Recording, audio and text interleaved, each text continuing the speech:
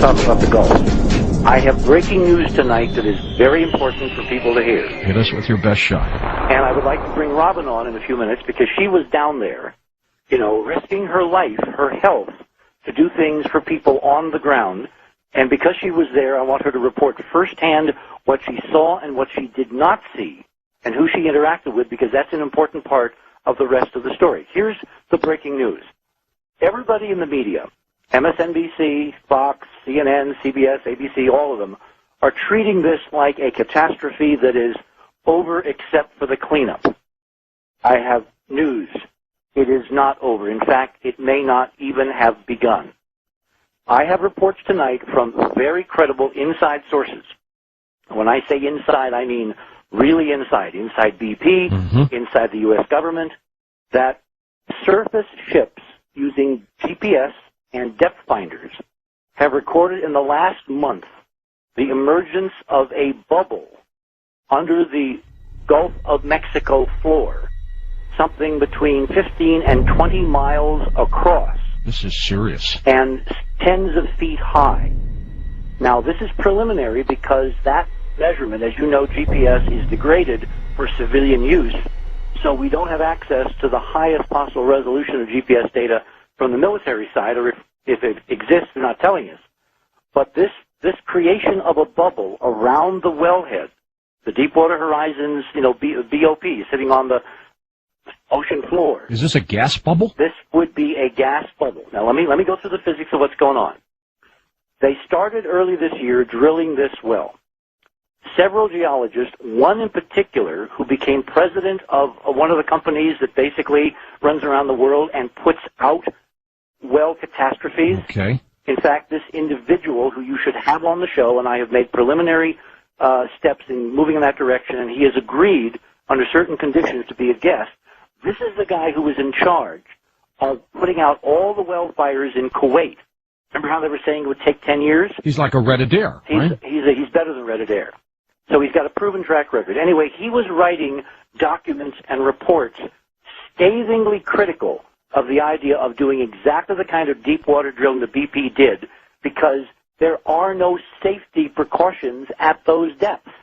Not just the depth of the drilling. I mean, everybody's making a big deal of a mile underwater, right? Right. That's not the real problem. The water is the problem, because if something bad goes really, really wrong, then the water will take it everywhere in the world if you can't turn it off. It's like, remember Fantasia? Yeah. Where Mickey Mouse stops it just the kept coming, machine? more and more. It goes more and more and more. Well, this guy, this geologist, whose name I won't use at the moment, but I will privately tell you who and how to get hold of him and all that, he wrote documents years ago, a couple of years ago, saying that what they were planning to do was nuts, because the formations, which is the technical term for the geology under the Gulf, probably could not safely withstand the pressures from opening up a deep, deep well. They went down 22,500 feet for this well. That's miles. Unbelievable. At those depths, the pressures are, get this, write this down, something like on the order of 100,000 pounds per square inch. It's 4.5 miles deep.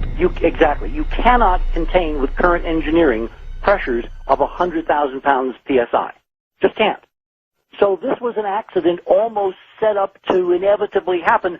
Then we look at what they did, and they did everything wrong. At every decision point, as the documents are coming out, as Congress is making more and more of this stuff available through the hearing process, which has been going on over the last week, we find that BP did everything wrong, as did Transocean, when they were overruled, and exceeded to being overruled by a BP guy on site who said, oh, we're going to take out the drilling mud and put in seawater, and oh, we're not going to put in spacers to keep the well centered, et cetera, et cetera, et cetera. It's like the perfect storm, George, of catastrophes of catastrophe could in fact happen, because as the well blew, what happens is you have mud and oil and gas, a lot of gas, rushing up at the speed of sound up that 4-mile pipe. That pipe can't stand it.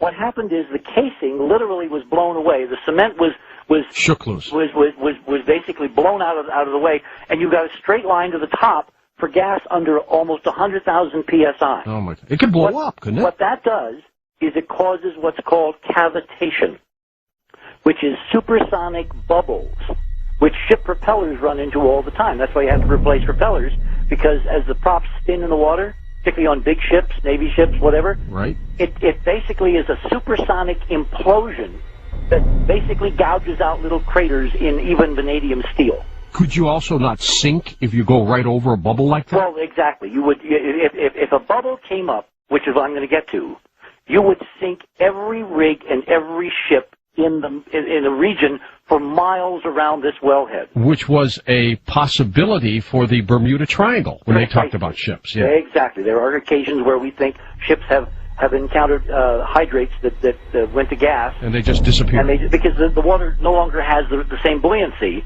and so the ship founders and sinks. Yeah. And everybody dies because you can't swim in that either. You just go down instantly. You go down and you die, and so we're looking at potentially thousands of people on all those ships and those rigs that are now trying to solve this by drilling 2 wells, which, by the way, is also exactly the wrong thing to do.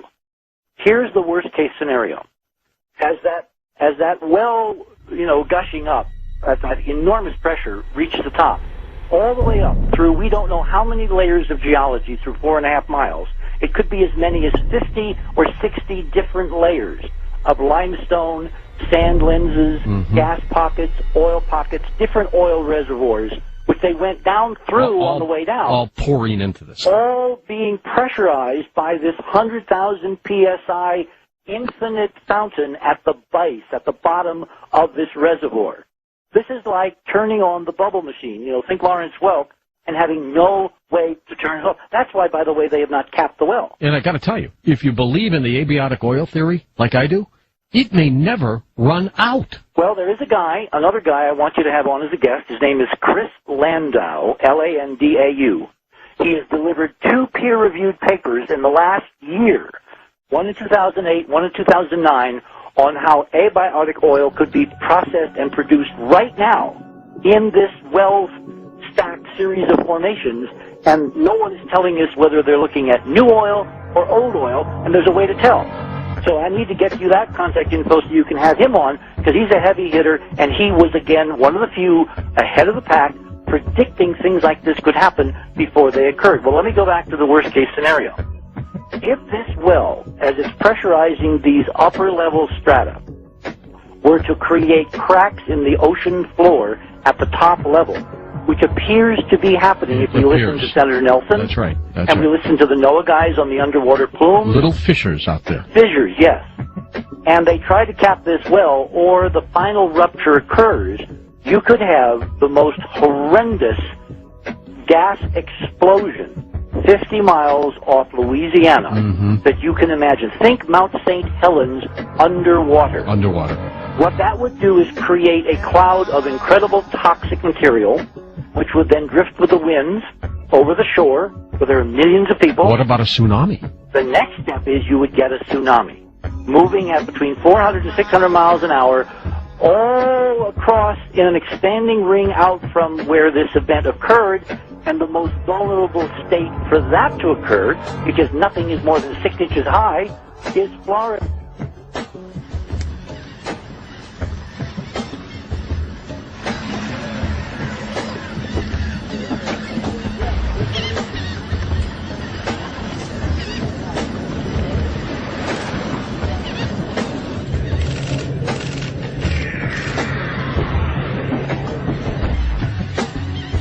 Given the professionalism of our partner BP, our partner BP, our partner BP, our partner BP, our partner BP, our partner BP, and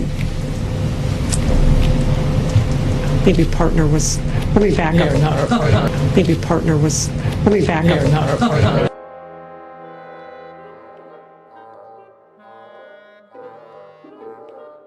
Professionalism of our partner BP and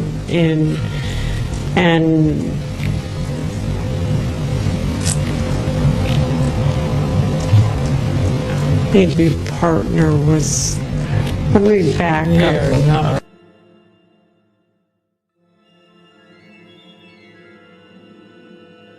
None of those worked.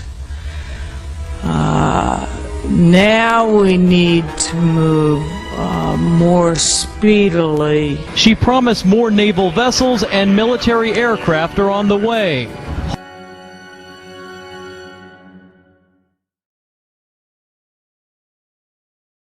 If there is any pollution at the moment, we believe it is minor pollution.